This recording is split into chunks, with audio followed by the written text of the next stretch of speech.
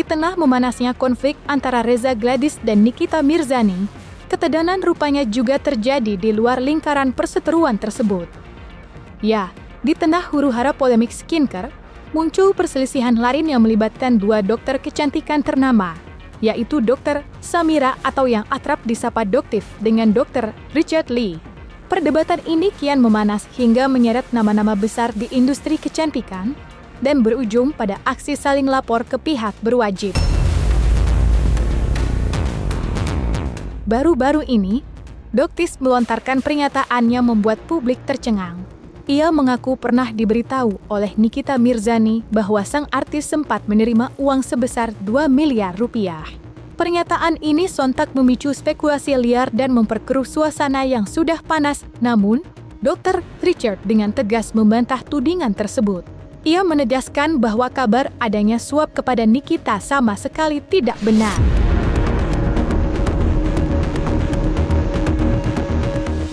Pada saat sebelum TNM ini dimasukkan, dipegang oleh penyidik, NM ini pernah bercerita bahwa memang menerima uang dari DRL sebesar 2M seperti itu. Jadi NM ini menerima uang sebesar 2M.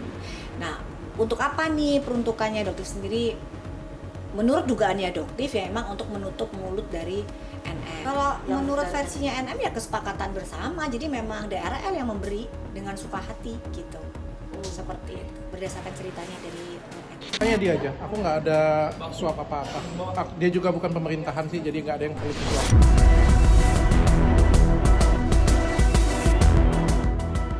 Pada kesempatan yang sama, Dr. Richard juga turut memberikan perkembangan terbaru terkait laporannya terhadap Doktif terkait dugaan pelanggaran Undang-Undang Informasi dan Transaksi Elektronik serta Undang-Undang Perlindungan Konsumen. Dr. Richard mengungkap bahwa pihaknya telah melampirkan bukti tambahan yang diyakini akan memperkuat laporannya. Ia optimistis, dengan adanya bukti baru ini, proses hukum dapat berjalan lebih cepat dan kasus tersebut segera menemukan titik terang. Lebih lanjut, Dr. Richard menyampaikan bahwa pemeriksaan lanjutan akan dilakukan dalam waktu dekat oleh pihak berwenang. Mau ngapain ke Polres Jaksel? Iya, sedikit dok. Tuh. Mau berusaha menjarain Doktif. Iya, ada beberapa bukti tambahan. Soalnya kan sebenarnya pengen masalahnya cepat selesai, tapi ternyata masalahnya nggak bisa selesai dengan cara kekeluargaan. Ya udah kita melalui jalur hukum aja. Apa aja dok? Siapa tahu kalau jalur hukumnya selesai kan, orangnya juga bisa diem. Kalau orang kan kalau misalnya ngerasa bersalah kan pasti akan diem ya. Ini kan dia kan melakukan terus-menerus, malah makin menjelek-jelekan, malah kemana-mana lah. Ini kan bukan masalah skincare lagi, tapi masalah personal dan lain sebagainya. Jadi ya biarlah nanti hukum aja yang menentukan. Ahli-ahli sudah diperiksa kemarin, mungkin 1-2 pemeriksaan lagi. Diketahui, perseteruan antara Doktif dan Dr. Richard Lee semakin diperkeruh oleh kemunculan seorang pria bernama Afizal yang disebut-sebut sebagai mantan karyawan Dr. Richard. Kehadirannya langsung menyedot perhatian publik lantaran ia tak segan membongkar sederet cerita yang berisi dugaan kurang sedap terkait sang dokter kecantikan. Namun, konflik ini semakin memanas ketika Afizal kembali muncul membawa tudingan baru yang tak kalah mencenangkan. Dalam pernyataannya, ia mengklaim sebagai saksi kunci dalam dugaan produksi skincare oplosan yang disebut-sebut terkait dengan Dr. Richard Lee.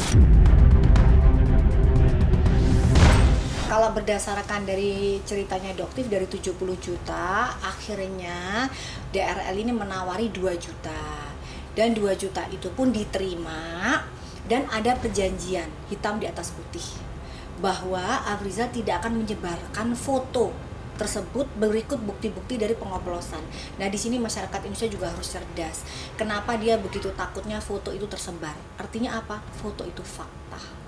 Ya, dia tidak ingin diketahui bahwa figurnya dia yang selama ini sebagai penyelamat wanita sebenarnya adalah perusak wanita. Aku nggak mau membalas sebenarnya dan aku tidak mau menanggapin apapun yang dikonfeskan oleh Doktif ya, karena nggak ada bukti sedikit pun di sana. Pengoplosan body lotion Helwa. Kalau dari owner yang body lotionnya Helwa sih tidak mengakui itu.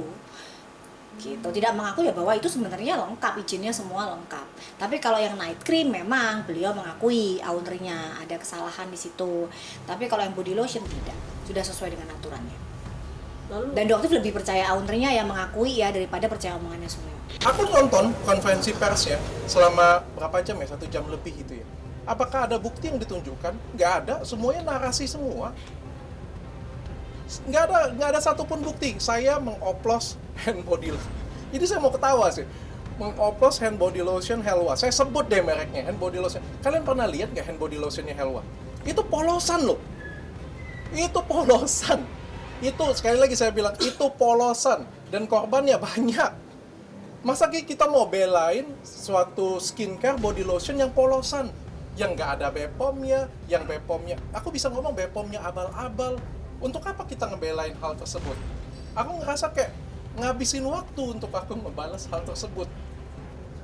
Benar-benar ngabisin waktu. Jadi menurutku ya nggak perlu ditanggepin dan nggak perlu dijawab, nggak perlu dibalas. Dan dokter jelaskan bahwa informasi, foto-foto dan semua bukti yang dokter dapatkan bukan berasal dari Afrizal, tetapi dari mantan karyawannya.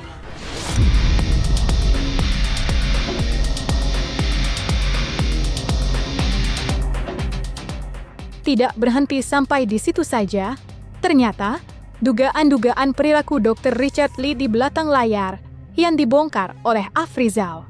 Ya, ketika ditemui Doktif secara terang-terangan mengakui bahwa dirinya memegang suatu bukti konkret berupa bukti transaksi yang diduga-duga dapat membuktikan adanya perilaku kurang baik yang diduga dilakukan Dr. Richard Lee di belakang layar.